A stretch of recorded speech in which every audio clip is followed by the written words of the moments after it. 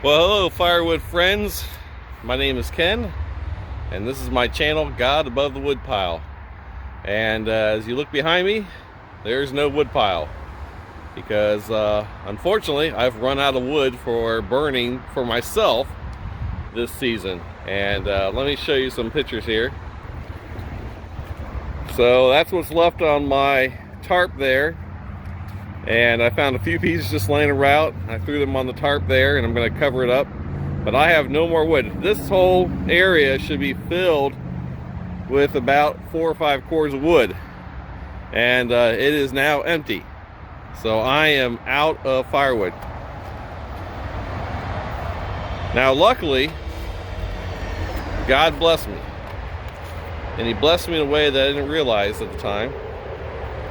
And that is, when I was delivering some firewood this past fall, I came across this property, and they had a bunch of black walnut that was at their house. And this was a cute little couple, had just bought this house, and they didn't know what to do with this wood because it was too big. They didn't have a chainsaw, they didn't have a wood splitter. And I was delivering them firewood for the season, and they didn't know what to do with this because, again, they had just moved in and they wanted this big mess cleaned up. So I said, well, I'll take it. And I took about 2 cords of black walnut, dry as a rock. And here it is. I'll show you. It's all this right there. That's all black walnut. Pretty much barkless, dry as you can be. And so that's what I'm going to use to burn with for the rest of this winter of 2021. And I'm also split a bunch of poplar that's next to it, and some other wood that's kind of gotten in there haphazardly, been thrown in there, and just kind of work my way and try to give myself a little pile here that I can work with. So let's let the splitting begin.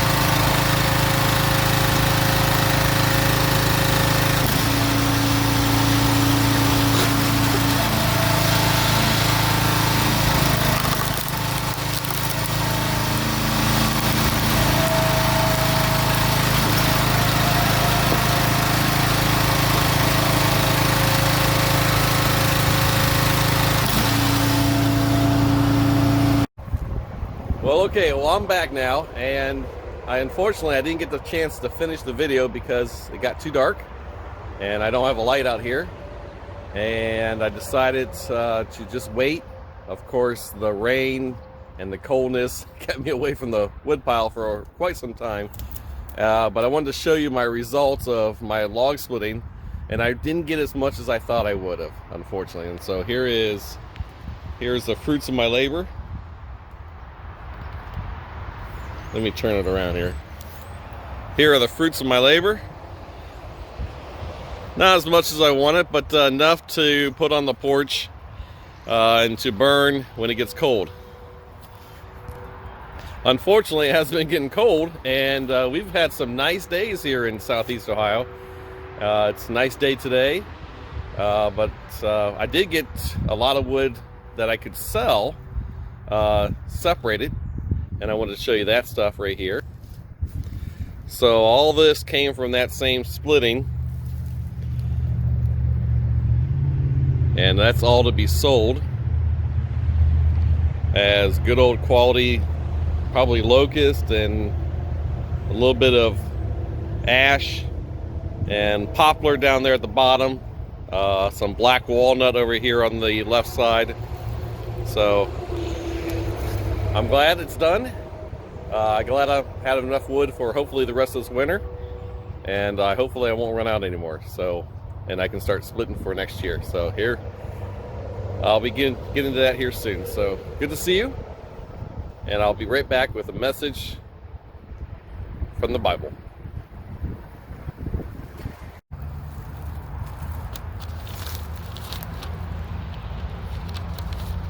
So I wanted to talk about a little bit today about what I was thinking about as I was splitting that wood, and I came across a neat Bible verse from Ecclesiastics 10:9, and it says, "Whoever splits logs may be endangered by them. If the axe is dull and its edge is unsharpened, more strength is needed, but skill will bring success." And when I think about that passage, what comes to mind is the good old adjective or the adverb that work smarter, not harder. And I started thinking about where I have come in the last probably 25 years since I've been living here at this address. And I came across the idea that when I bought this house, it had a wood burner, little wood burning inserts, and I was so excited, but I didn't have any firewood, obviously. And it was nice to make a little fire every now and then, but I was kind of relying on the furnace during the winter. So what happened was I would go out and find wood on the side of the road. I guess in a way, kind of stealing it in a way. And I would cut it up with a bow saw. That's literally all I had, was a bow saw. And I would split it manually with a maul. And I keep thinking back to those days, and I probably, if lucky, had a third of a cord, a face cord, for the winter. And of course, you know, that heated up for probably a couple of weeks, and then that was it. I was done. So I started talking to people at work, and they had property. And they said, well, come over. You can have as much firewood as you want. I had a guy who had 120 acres. He said, come and get it, whatever you want. And so I'd go to his house. Now, he lived about an hour and a half away, but hey, it's free wood. He said, come and get it. So I did. And splitting with the maul became tedious and got tired. And so I started thinking, well, how can I make this faster? So I started asking people for wood splitters. I even rented one. And my father-in-law found one for sale, $250. Nice old wood splitter. It was low to the ground. The cycle time was about 30 seconds, so it was slow, but it worked great for me, and I loved it. I went out and bought a chainsaw, Poland chainsaw from Walmart. And crazy enough, that thing lasted 10 years. And I use that chainsaw constantly. 16-inch bar. That's all I used. I had that for years. And I started getting more and more and more to supply myself. Then I started getting calls from people who say, hey, I got a tree down in my yard. You want to come and get it? Sure. And things exploded from there. And that was awesome. And so I started selling. I started making so much every year with that crappy wood splitter and the pole and chainsaw that I started making more than I could burn. So I started selling it. And sure enough, I got enough money to buy a trailer. And then I got enough money to buy an upgraded chainsaw. Now I'm selling wood by the side of my house, and it's just blown up phenomenal. And I'll get more into that later. And I've been fortunate over this time. And I think about this verse in Ecclesiastics: whoever splits logs may be endangered by them. You didn't get to see in the video because I had turned the camera off, but that log pile shifted on me and came down across my shin and ripped my skin off on my shin. So here's been a week later, and it's healing up obviously pretty well. But I think about all the close calls I've had. I think about the time I cut my leg with the chainsaw, just barely, because I wasn't wearing chaps. I think about dropping a tree on my truck. That was not good. Limbs, I was up in a ladder and chopped a limb off a tree, and the limb came back and hit me in the chest, almost throwing me off the ladder. Just things that I think about, the number of knuckles and fingers that I've hurt and twisted, and the number of logs that have fallen on my shoes and hurt my toes. And so I'm fortunate. I truly bless God, and I thank Him that He keeps me safe.